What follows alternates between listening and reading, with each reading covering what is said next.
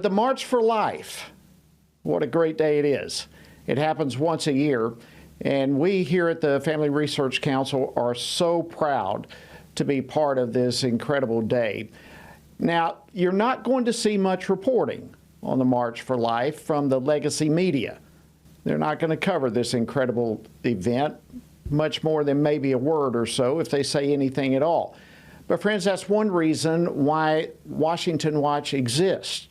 We are literally here to provide for millions of Americans coverage that you're not going to find anywhere else. So we want to get straight to it today. We want to get straight to the March for Life. Joining me now straight from today's March for Life and from there straight to the FRC studio in Washington is our Washington Stand reporter, Sarah Holliday. Sarah, welcome back to Washington Watch. I hope you've had a moment to thaw out from an incredibly cold day today. Hi, Jody. Thanks for having me. I'm definitely a lot warmer now. Well, you deserve a good cup of coffee and a blanket and hot chocolate or whatever helps you out. All right, for those of us who are not able to be there today, give us kind of the flavor of today's March for Life. Yeah, well, Jody, today was actually my first time ever having the pleasure to attend a March for Life. And so for anybody watching who's maybe never been to one themselves or just couldn't make this year work out, I will say happily that it was just such a blessing to be there. I show up and immediately am met with just joy from all the people who are there. They are passionate to be there. Despite how cold it was, they were all just so excited. You can just tell by the laughter and the engagement with one another and with the speakers. And it's as though there was no other place that they would rather be. So for anybody who wasn't able to be there today, the flavor of the event, I would have to say, was just very sweet. And it felt as though the National Mall was a beacon of light today for a world that is dark and desperately needs light. Well, I'm so glad that you were able to get a taste of that. It is truly an incredible event, and I'm so glad that you were able to be a part of it. You mentioned some of the speakers. Some of them included, we just saw a brief clip by Speaker Mike Johnson. Representative Chris Smith was there. Former NFL tight end Benjamin Watson and Focus on the Family President Jim Daly were among the speakers that were there. And I want to get to some of that here in just a few moments. But you also mentioned the weather. We both have mentioned that. It's been a story all week in Washington, D.C. How did the weather affect today's events? Part of me wants to say that it didn't affect the event. When I first showed up, it was relatively close to the rally starting, and the crowd was kind of small. So I was a little bit nervous at first that maybe the snow was going to hold some people off from coming in.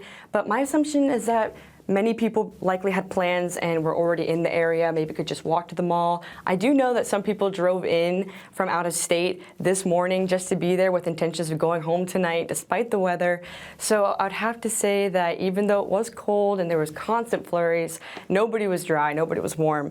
I don't think it actually deterred many people from showing up today because this cause is just far too worth it to miss out.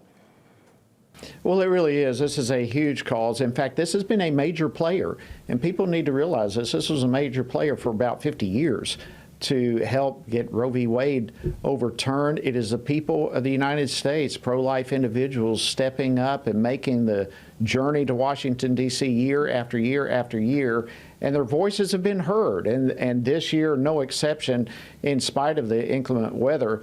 Now, you were there certainly as a pro-life advocate, as we all are, but you were also there as a Washington Stand reporter. So you were not just observing or participating, you were there talking to people, getting some information. What was the buzz like from the crowd? What were they excited about?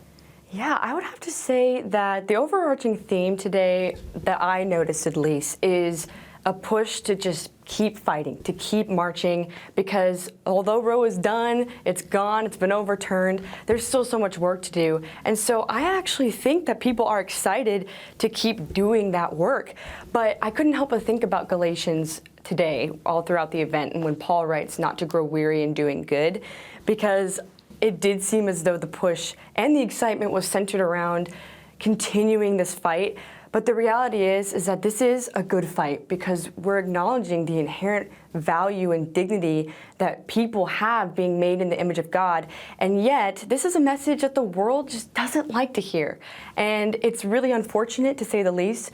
But as part of their opposition to the message, the people who proclaim it get a lot of pushback. And so it's a good message. It needs to be proclaimed. It needs to be fought for. But it's not easy.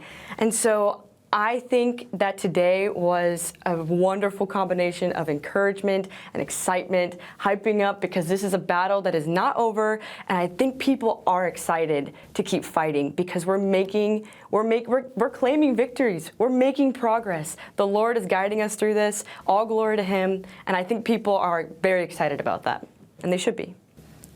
They should be, and that's awesome news. And while you were talking, we were able to show some footage, literally thousands and thousands of people all over the place with the snow. And, that is a heartwarming thing to watch. Even though the weather was filled with snow, it warms the heart to see people out there standing for life, marching for life, praying for life, praying for our legislators, having many of these individuals speak to the crowds. I mean, it really is an amazing event. Now, as you were talking and interacting with different people, were there any groups like that traveled a long distance in spite of the weather? Did you run into people who maybe were here for the first time, they traveled a long way, they just wanted to be a part of this? What did you experience in terms of that type of thing with people that you spoke with? Yeah, the people that I spoke with had all actually been to a march before, if not several marches, which I thought was wonderful.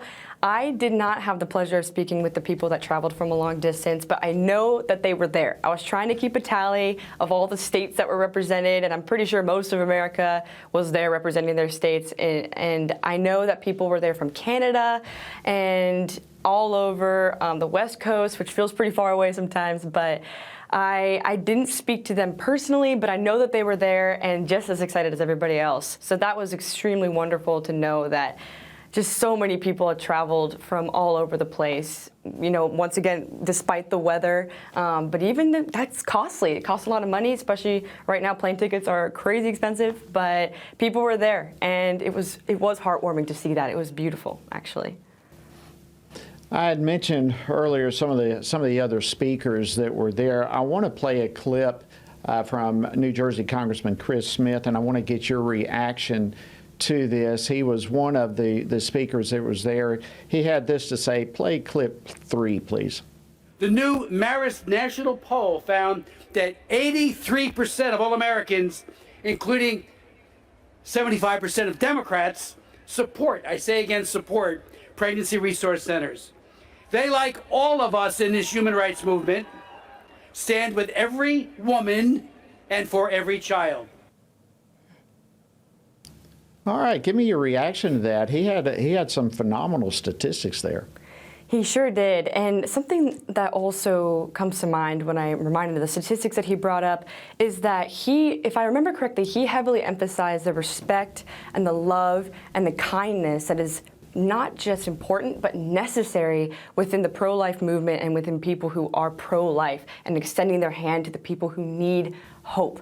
And pregnancy centers, once again, if I remember correctly, he said are an oasis of love.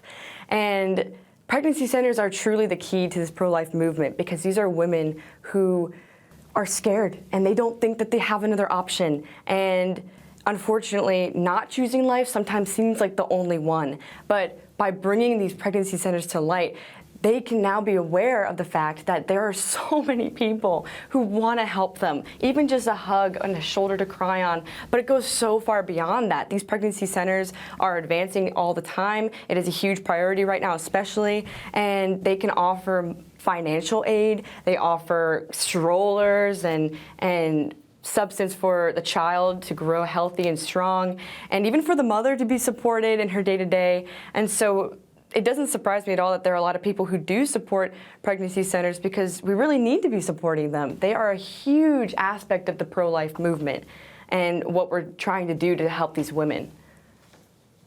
They are a huge thing, and I love that terminology too, an oasis of love. That's what an incredible description of what these resource centers provide and what they offer people.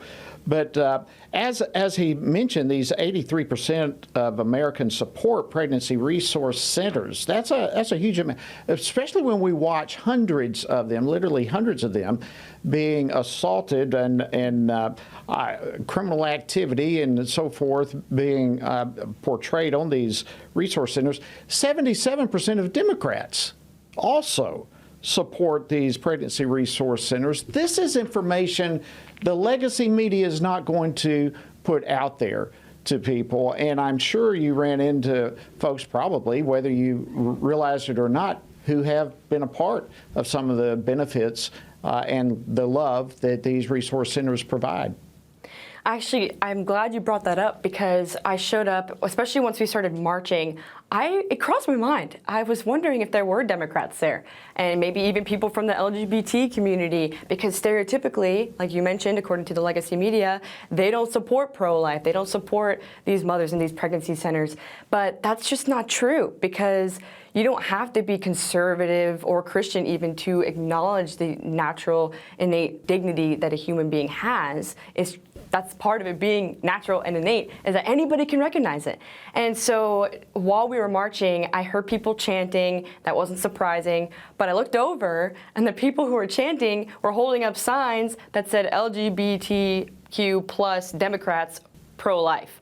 And so that's the exact group that nobody probably thought was going to be there. And yet they were there. Wow, that is amazing. I wish we had a picture of that sign. That's fantastic. Sarah Holliday, thank you so much for participating in your very first March for Life and for representing Washington Stand and FRC there today. We appreciate it, and thank you for coming on Washington Watch. Thank you so much for having me.